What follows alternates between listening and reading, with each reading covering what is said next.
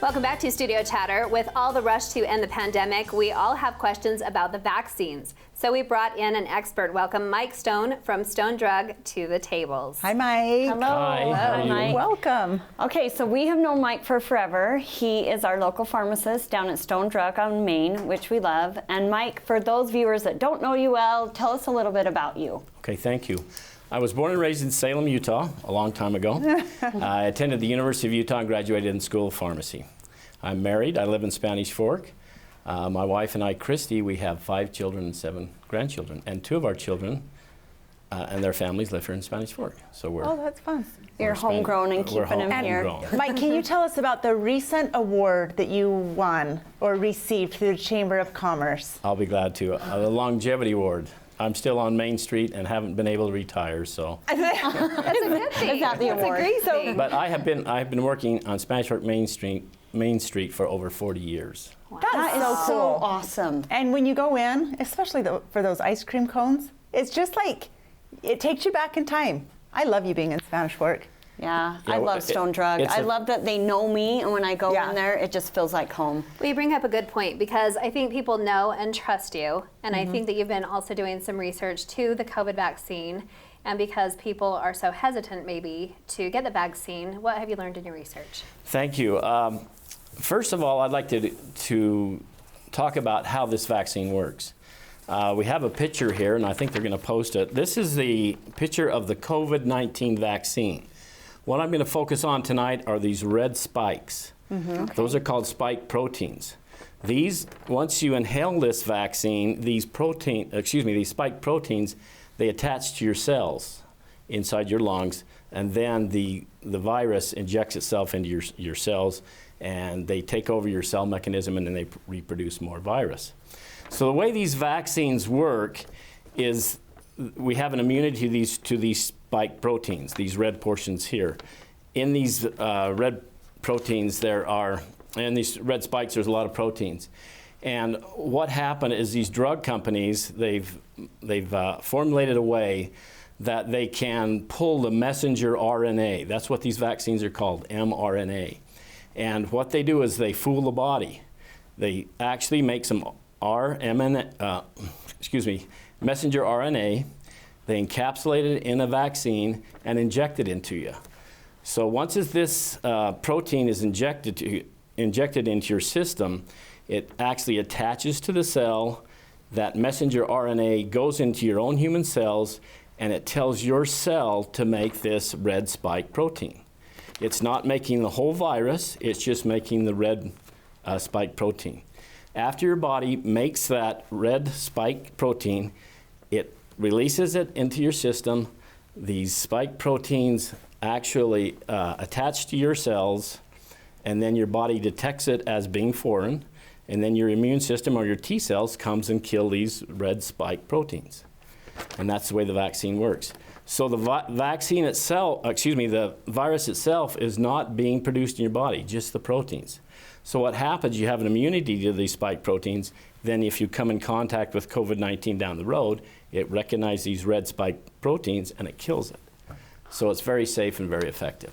Geez, that's so interesting. So when you get the vaccine, and some people say it's giving me the virus or whatever, you have symptoms of it, it's not really giving you the virus. Not at all. The virus itself is not being ejected. It's just the spike proteins.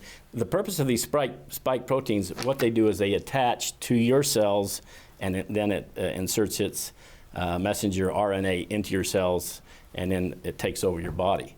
So it's just the spike proteins which attach to the cells is being reproduced in your body. I did not know that part. Right. So if you have symptoms, it's actually just doing its job. Yes, it's going in there and doing it's just its reacting to those red spike proteins. job. Okay. That's a little myth, I feel like, that people... I've also heard something about the herd immunity. Could you tell us a little bit about that? So basically what happens is in a population, if you have approximately, they say from 60 to 80%, but that's 70% pretty much. If they've either had the disease or been vaccinated, then the disease itself cannot propagate itself. A good example is smallpox. Okay. Those who are older had the smallpox vaccine. We don't have to do that anymore because we have herd immunity and there's no more smallpox virus around. And that's what we want to do here with this COVID-19. We want to gain this 70% herd immunity so that we don't have to get more shots down the road, and it will actually eradicate itself. One thing I would like to say is in Utah right now, we're about 30 to 35% herd immunity. Are we really? 35, that is including people who have had the vaccine. Right. And those people who have been sick because they have the antibodies also. Okay. So we need to extend that out to 70%. The reason I suggest we do it is we need to help those people who are immunosuppressed, those people who can't get vaccinated, and also our children. We don't even think about our children. These vaccines are not approved for people under 16. I didn't realize that. So what we need to do is we all need to get vaccinated so our kids don't get this and reach that herd immunity. So I think we need to help out those who can't get it, those who are sick or immunosuppressed, and also our children. So I we do owe it have to a them. question. What about those in childbearing years? Is it still a safe They vaccine? say it's safe, but it's still a gray area. There's not enough research So to maybe know. that area should do more research or hold Yes. off for a little bit longer. The drug companies, Moderna and Pfizer, are actually in primary stage, clinical stages where they're testing it on children. Okay. I think next year it will be open up for children to get vaccinated. If they Okay, need to be. so those having children, 20, 30-year-olds, if you're in your childbearing years, male or female, maybe hold off? No, female only, Female if you're only. pregnant. Oh. If you're pregnant. Oh, only if you're pregnant? Uh-huh. Not like if you're going to have a baby in a couple years? No, That has not, no, it does not change your DNA? No, it does not. That's change the it. big And that rumor was a that I myth hear. as well that I Yes. heard Yeah. on the news. It does not do anything with the DNA. It It's does not not affect changing your anything. DNA. Also, let me tell you about the new one coming out. There's one called Johnson Yes. Johnson. I was just going to Yes. ask you. Yeah. Johnson & Johnson has just come out, and it's the one shot. Right. And the beauty of that, those people who are afraid of side effects, with the Pfizer and the Moderna, the side effects are a little more rough, let's put it that way. You have aching, chills, fever, you get real tired. Some people are actually laid up for 2 or 3 days because they just feel run down. Yes. But the Johnson & Johnson is, first of all, only a one shot, and also the side effects are less for the Johnson & Johnson vaccine. Interesting. That vaccine was just released to the public on March 1st, and it's just starting to make our way into the communities. I did some research today. The only place that I could find Johnson & Johnson vaccine, the one-shot vaccine, was at Macy's. They have a limited supply. But the next 2 to 3 weeks, there should be a lot of Johnson & Johnson vaccine. So those who are afraid of the side effects or getting double shots, wait for the Johnson & Johnson, which will be out probably the end of this month, and then you can... But both of them are equally. Yes. So the good. Johnson & Johnson is 75% effective with one dose. Okay. The Moderna and the Pfizer is, they are good up to 95%. But you have to have 2 shots. Right. But wouldn't you want the one that's 95% versus the 70? Yeah, But some people don't here's want what's, like double shots. Yeah, here's what's happening. And this is another reason we need to get vaccinated. As viruses progress and replicate, they mutate. And I'm Right. sure you've all heard of the South African variant. Yep. And probably this fall, we might have to get a booster, which will actually make us more, or prevent us more from those variants. But won't it still matter too where you fall in line, like your age group, and if you have underlying conditions, which vaccine that you would still qualify for? Well, you can do either one, but I mean, those who are skeptical about vaccines or worried about the side effects, I think you should go with the Johnson & Johnson. And does Stone Drug have vaccines? We're not doing the vaccines. We were unable. The little guys have a hard time Yeah. getting the vaccine. Okay. I You're have probably noticed glad. them, like right across the street from my office by Taco Bell is the health department is set up like a temporary, but it has been super busy. They're giving it there. And I hear it's super easy to get into. Like people throughout the county, they're coming here to Spanish Fork because it's an easier location to What's get to. nice, first of all, the Pfizer vaccine, which they're giving up here at the old Shopko building, it has to be stored at minus 70 degrees. It takes a special freezer. And BYU has actually donated one of those freezers, and that's why we're giving the Pfizer shot here at Shopko, because they can keep it at the cold temperatures. The Moderna is stored only at current 0, which is your regular freezers.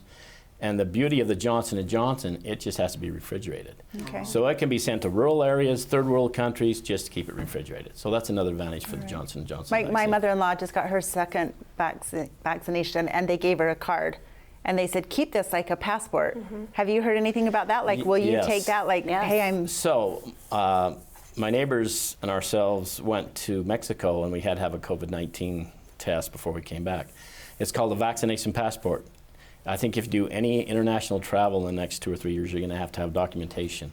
I think to go to Hawaii next year, you're going to have a vaccination. Do you think it's going to come to that, or have you really heard that? Yeah, I've heard that because Hawaii requires a test before you go. Yeah. So this would just be much easier, Yeah, like much easier. an ID that you show them. I almost just want a sticker, a little button or something that is just like, I'm vaccinated.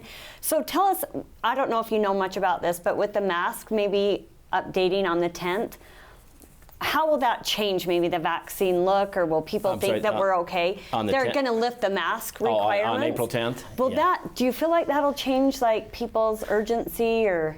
I think the vaccine, along with those people who've already had it, the prevalence of cases of COVID-19 is really falling. Okay. And hopefully that's really a quick date to pull masks. Yeah.